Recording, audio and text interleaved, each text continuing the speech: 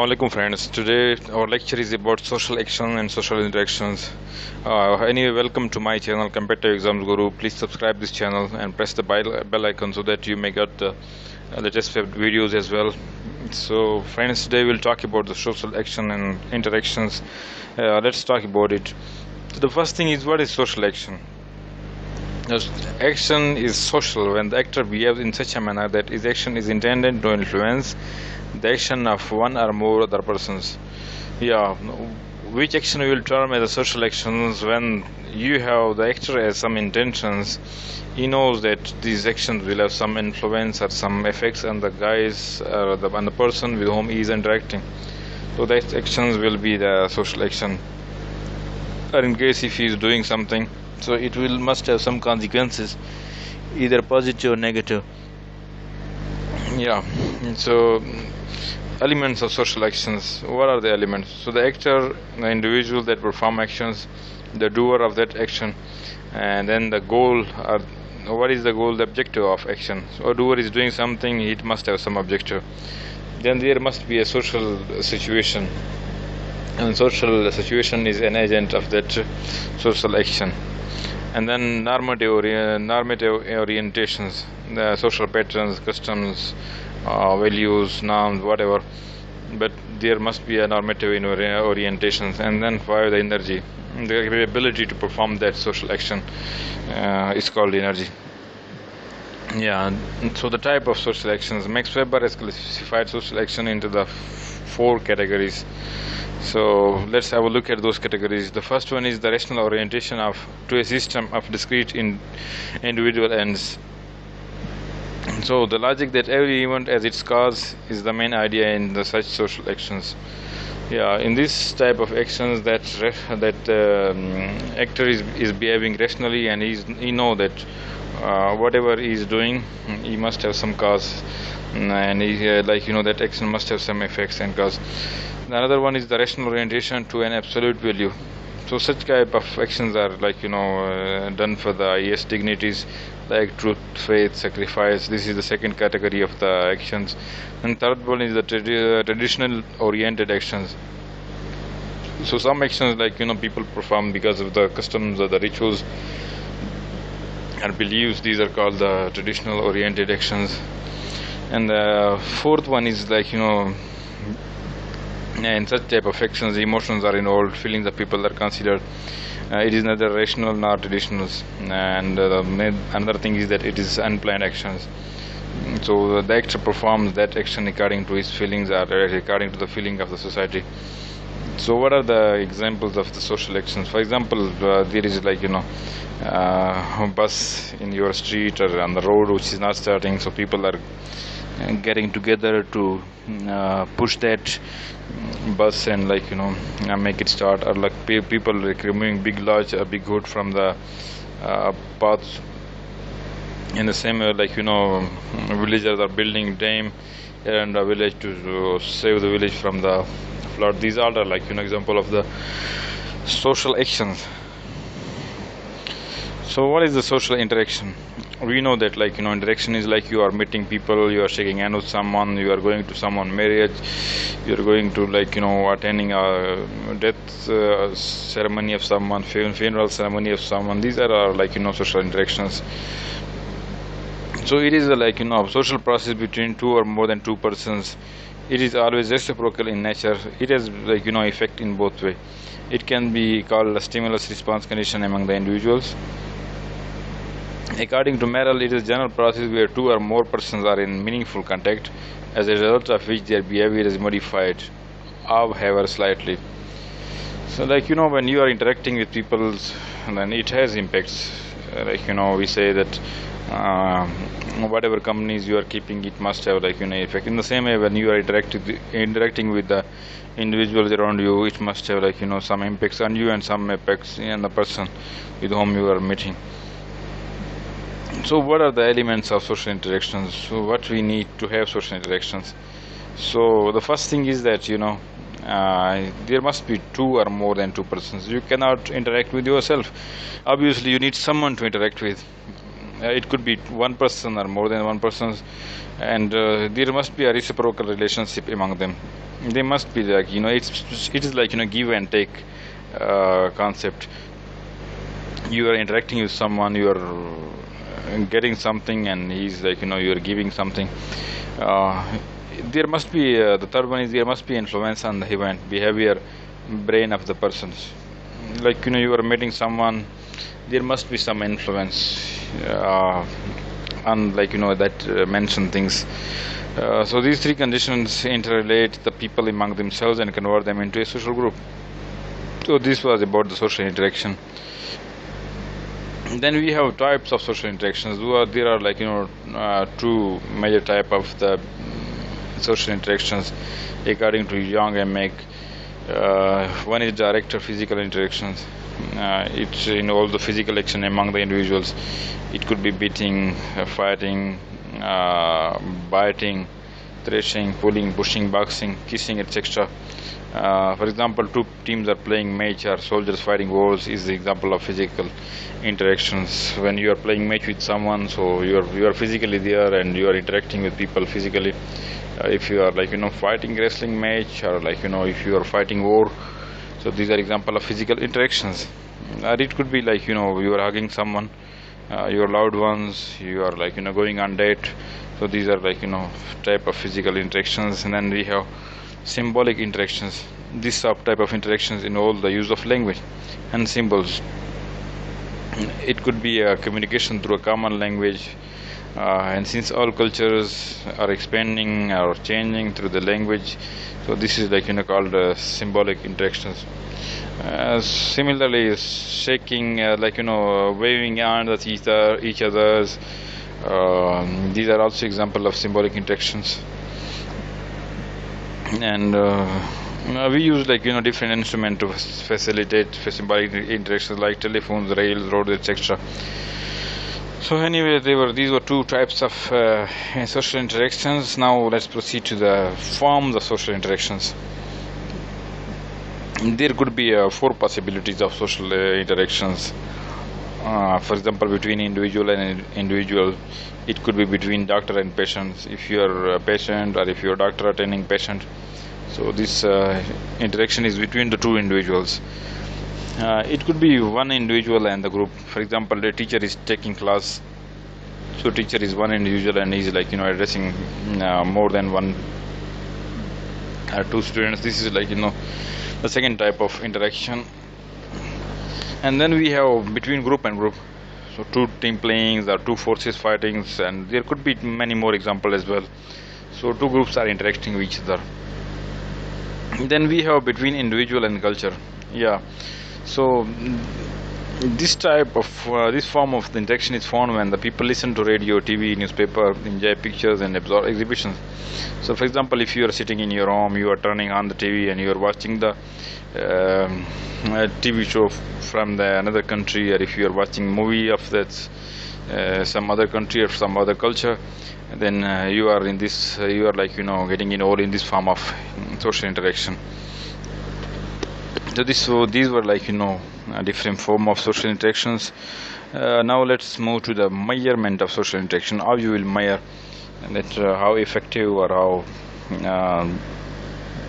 strong the social interaction is. So the social interaction is a process of chain, and hence can be measured mathematically. Its effect can be predicted. So following factors are responsible for it. First is the frequencies. So by frequency, mean how many times you are there, the two individuals, the two individual or group or whatever, they are interacting with each other. So it's the number of interactions. So if obviously if the number of interactions are more, it will have greater influence compared to the lesser number of the interactions. Then there is the duration. And so more you are spending time in that interactions, it must have like, more impact on this person. If you are listening to something now and again, for example, if you are watching TV show all the time, it will have more impact compared to the just having like, enjoying it for a few moments. Or we can give another example where that, for example, someone is watching all cricket match, or someone is just watching highlights. So the guys who is watching all match must have like, more impact on him as compared to the guy who is just watching highlights. Then there is another term which is called intensity. It's like, how much importance those individuals are giving to that importance. When both are like, agreeing on that agreement, or on that discussions which they are doing, so it must have more impacts compared to the just if they are not taking serious, if I mean if they are not taking serious that interactions, so it will have like, less lesser effects. Then the fourth one is the focus. So if there must be a subject matter on the basis of which they are interacting, so for focusing the attention of interacting persons, we must have some subject matter. So by calculating all those above factors, we can calculate the social interaction. So remember friends, if like, we have more frequency, duration, intensity and focus, the interactions, social interactions will be stronger compared to the lesser number of meeting or duration or whatever we have studied in that slide. Now let's move to the other topic, the social process. So Arden and Arndt is defining the social process. The term social process refers to the repetitive forms of behavior which are commonly found in social life. There are different social processes which are happening around us in the societies. So we will study these one by one. These are classified into two major classes, groups. One is associative processes, other is disassociative processes. So the processes which are like, help people support each other are associative processes. For example, cooperation, accommodation, assimilation, acculturations and amalgamation. Another one which are like, making people apart from each other. They are creating conflicts, they are making people hate each other, making fight each other. These are disassociative processes. So for example, conflicts and competitions. So now let's study these one by one. What is cooperation? Under the pursuit of common interests, the people cooperate with one another and get themselves associated together. So if you have common interests, you choose to cooperate. So same applies to other individuals or groups, or like, individual and groups or groups and groups. If they have common interests, they will choose to cooperate with each other and associate each other with themselves. So there are two types of cooperation. One is direct cooperation. According to A.W. Green, cooperation is the continuous and common endeavor of two or more persons to perform a task or to reach a goal that is commonly cherished. For example, if you are living in village, in rural areas, people like, help each other in watering their fields, in their crops. In the same manner, they are helping each other in attending guests in the weddings, in the marriages, in the birth of the kids, or maybe the Eid ceremonies, or at the funerals. They are cooperating with each other directly. So it will come in the category of that direct cooperation. Second one is indirect cooperation. People doing unlike things for the achievement of similar goal, and this is like, called indirect cooperation. For example, owner of mill and its worker, businessmen and customers, they are people of different classes, but they are cooperating in some manner to achieve the similar goal, or this goal. This will be termed as a indirect cooperation. Then we have accommodation. It is the suspension of rivalry between the parties for temporary or permanent period. Like, two parties choose to at least postpone their rivalries, or like, let it go, and they try to accommodate each other. This will be called accommodation.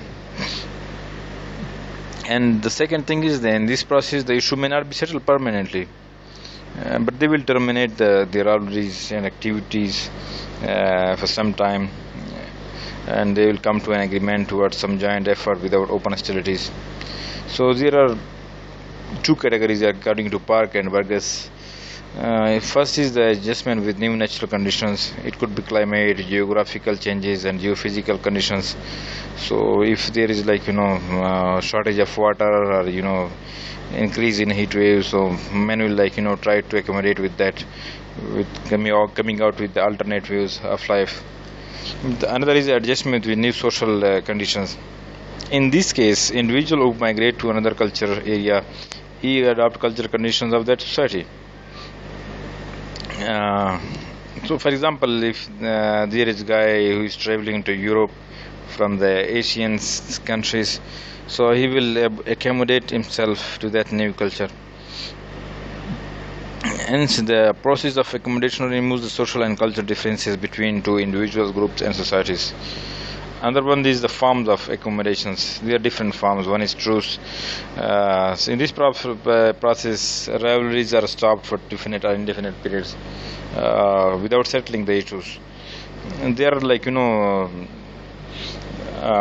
trying to postpone their freeze their rivalries without solving the main issues on which they have conflict. So we can give example of the truce of Udaybiyah, which was between Quraysh and the Muslims in 628 AC. Then another one is compromise. In this process, property, the different parties or more properties, parties compromise certain concessions, and rather than fighting, they accept each other terms and conditions.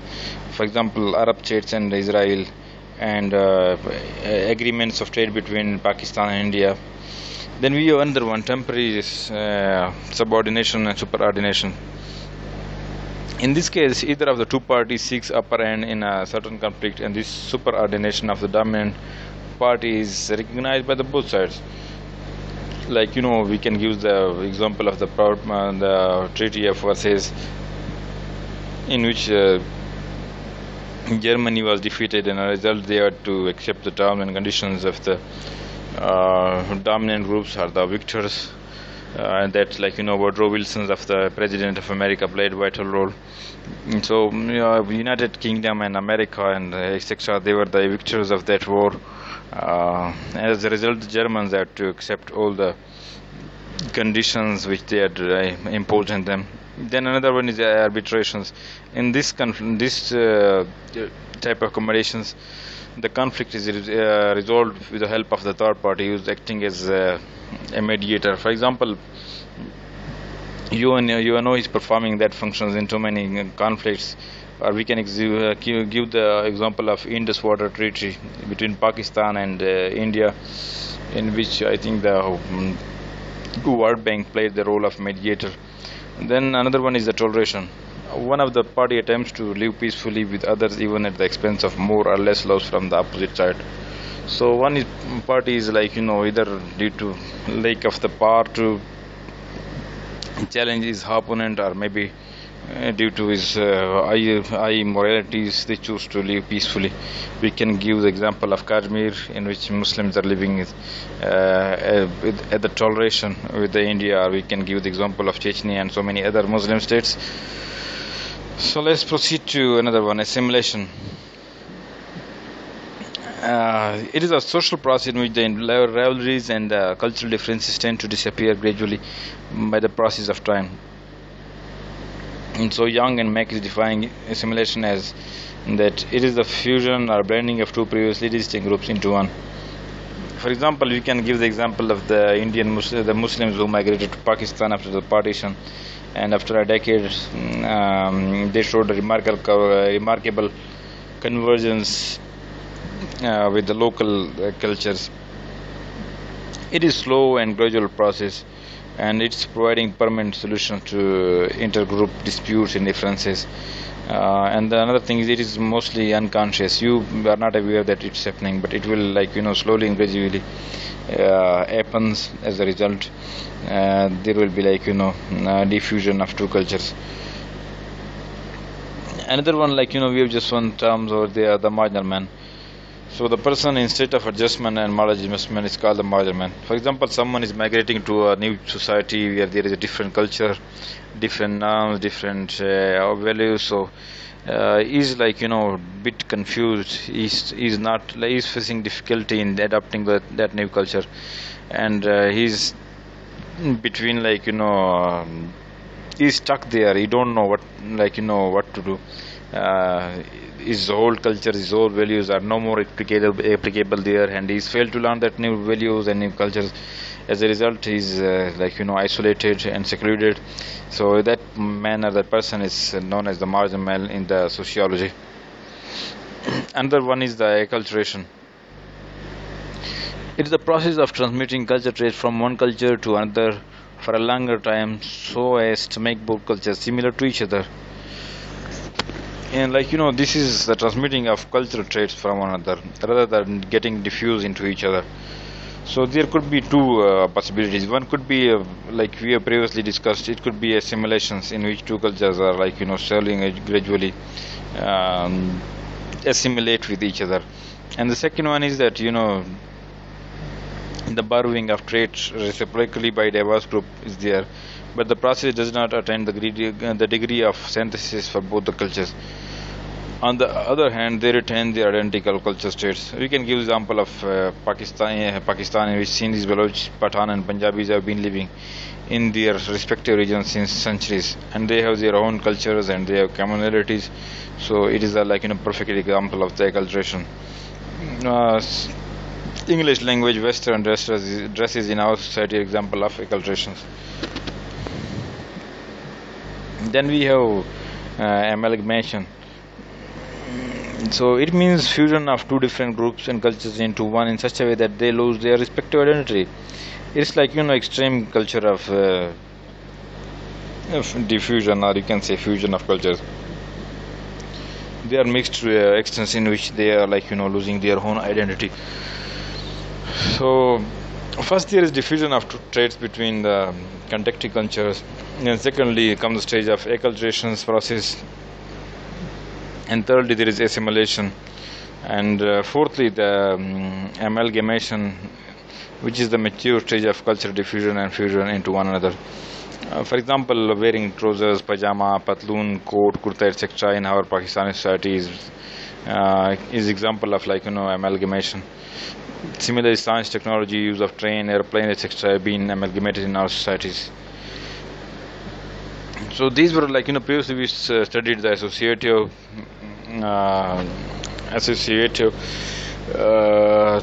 things which we have studied. Now we will talk about the disassociative. It is competition. So competition is the striving of two or more persons for the same good, which is limited so that all cannot share. So people compete with each other in social, economics, and political fields. It could be a material things like wealth, or it could be non-material, or something like honor, which we call izzat in local language. So form of competitions are there. One is absolute and relative competitions. So in this case, competition for only item among all is absolute competition. E.g., for example, for the post of president we have absolute competitions, or for the Mr. Pakistan we have absolute competitions. So in such type of competition we call it absolute competition, while the competition for the things wealth, prestige, etc., it's relative. Everybody can achieve that target, and they are competing relative to each other. Then we have personal and impersonal competitions. In the personal competitions, competitor is striving to defeat his rivals in various fields of life. The competition in which collective instead of personal interest is involved is called the impersonal competitions. So one is on the basis of personal gain or loss, another one is collective gain or losses. So that was competitions. Now let's move to the conflict. As from its name, it's clear that conflict is a process of association in which two or more human beings or groups seek actively to threat each other. This purpose to prevent each other's interest, even to the extent of injuring or destroying the other. So conflict, it's very obvious from its name. It's competing with each other to an extent that we are ready to take that thing at any cost. It could be it could be fightings, litigations, and disputes, wars, rival political parties, etc. So there are two types of conflicts. One is direct conflict, another one is indirect conflicts. So the direct conflict is one in which people seek to attain some objective by restraining, injuring, or destroying one another. So it's example of revolution. If there is a revolution in any state or any country, so it will be a direct conflict, or street fights. These are example of direct conflicts. In the indirect conflict, people do not restrain or injure others in seeking their ends, but manage to attain their own goals, as the opponent cannot approach to his goal in any way. For example, talking ill of others and backbiting are indirect conflict. Thank you, friends. I hope you understand this topic. If you have any question, please put that in comment sections and subscribe my channel Competitive Exams Guru. I will be very thankful.